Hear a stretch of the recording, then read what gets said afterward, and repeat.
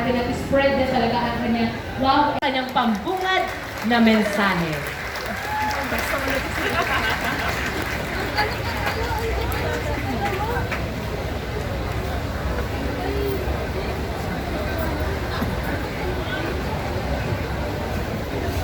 Ayan, maupo po tayo. Marami pong salamat kay Charm. Palakpakan natin ang ating MC na punong-puno ng energy, sana all.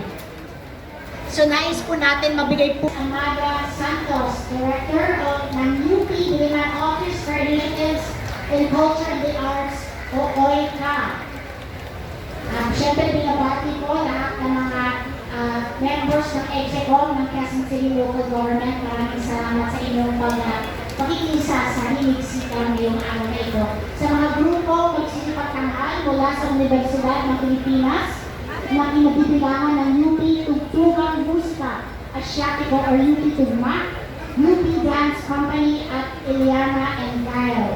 Sa mga magtatanghal naman mula sa Luzon, Quezon na aming lubos na ipinagmamalaki ang Quezon City Performing Arts Development Foundation Incorporated, the Concert Chorus, and tanghalang Quezon City University Chorale, at ang Quezon City Symphonic Band. Palakpakan naman natin ang sariling atin. At syempre, nasabi ko lang sa ating mga kasamahan, sa pamunuan ng Lungsod Quezon at sa lahat ng mga kawani ng City Hall na mga manunood ng ating pong programa. Isang magandang araw po sa ating lahat. Hindi nagagala ko na ibinaraos natin ngayon ang hinigsikan sa Quezon City Katuwang at Universidad ng Pilipinas sa paglalayong mapalawig ang kahalagahan ng sining at kultura sa ating mahal na lungsod. Naniniwala ang lokal na pamahalaan na ang sining ay isang makapangyarihang ekspresyon ng kultura, pagkakakilanlan at pagkamalakay ng bawat individual. Halimbawa nito ang musika na siyang sentro ng ating pagdiriwang ngayon.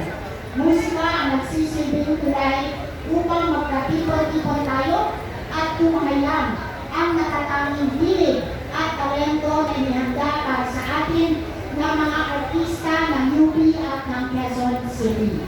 Sa mga ganitong uri din ng programa, nabibigyan ng pagkakataon ng ating mga lokal na mga artista at grupo na magkita-kita, magkakakilala at ma-expose sa iba't ibang manonood.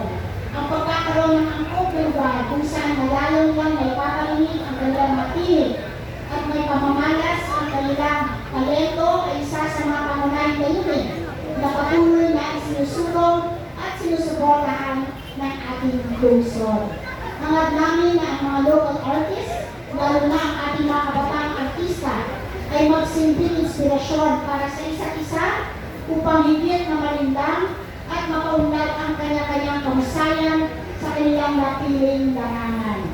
Kasabay sa pagulitahan ng ika-75 anibersaryo ng paglipat ng UP patungong Diliman mula Ermita, Maynila, tayo naman sa Quezon City ay nagdiriwang ng ating ika-85 pagkakatatag ng ating lungsod.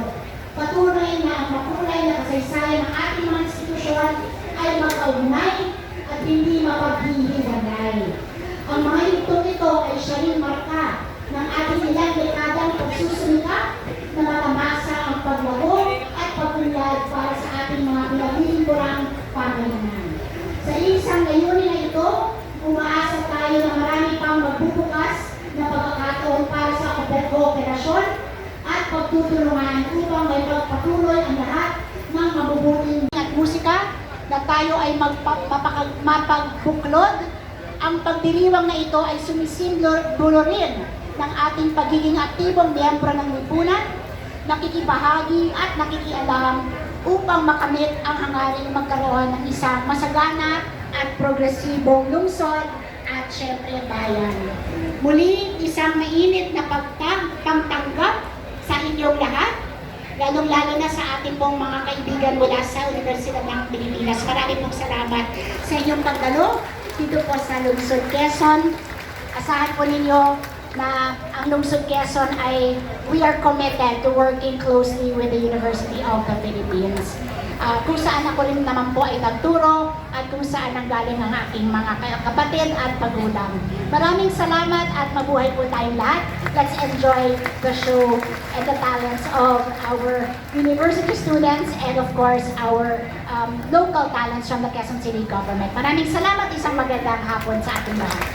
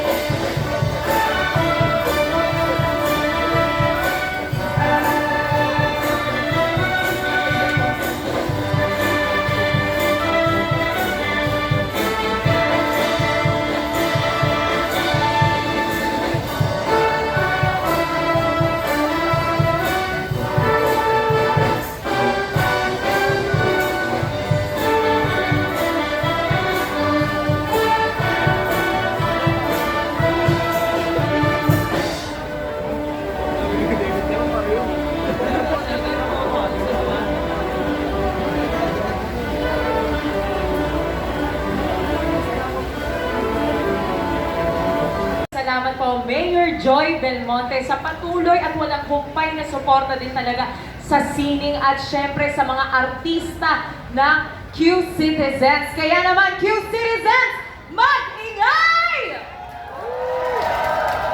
Ayan, nakakatuwa na talaga namang hanggang doon na tayo sa dulo. Opo, meron na tayong mga kasama dyan ng mga Q-Citizens mula sa ating mga patron hanggang sa Gen at ganon.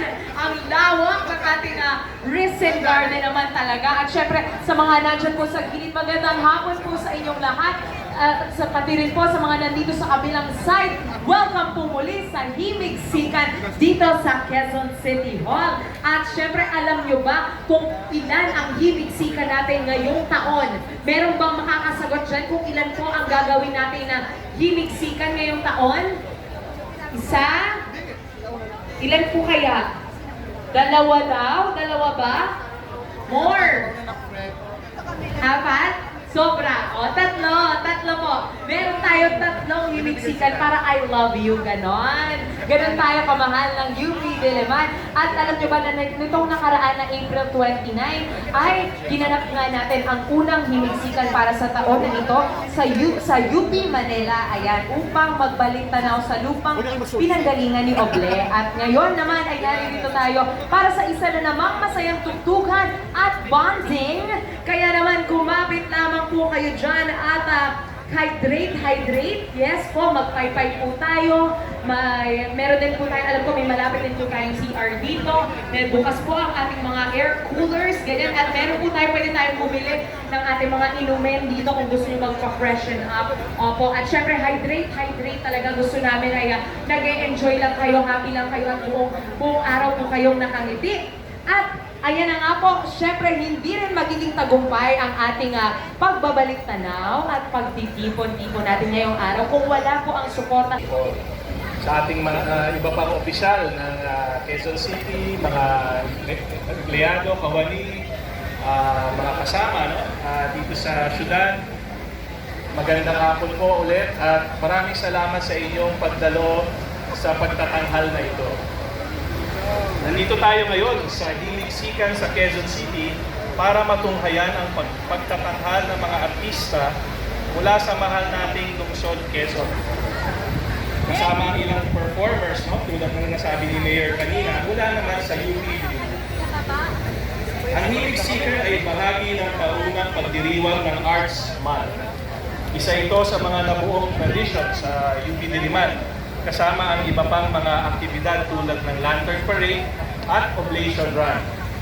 Binabalikan natin ang mga ito ngayon sa UP Diliman Arts and Culture Festival 2024, kasabay ng paggunita ng 75 o 75th na taon o year ng paglilipat ng Oblation sa kisag ng universidad mula sa Maynila patungo sa Diliman, Quezon City upang magtaguyod ng bagong campus dito matapos masalanta ng gera, no? Yung Manila campus.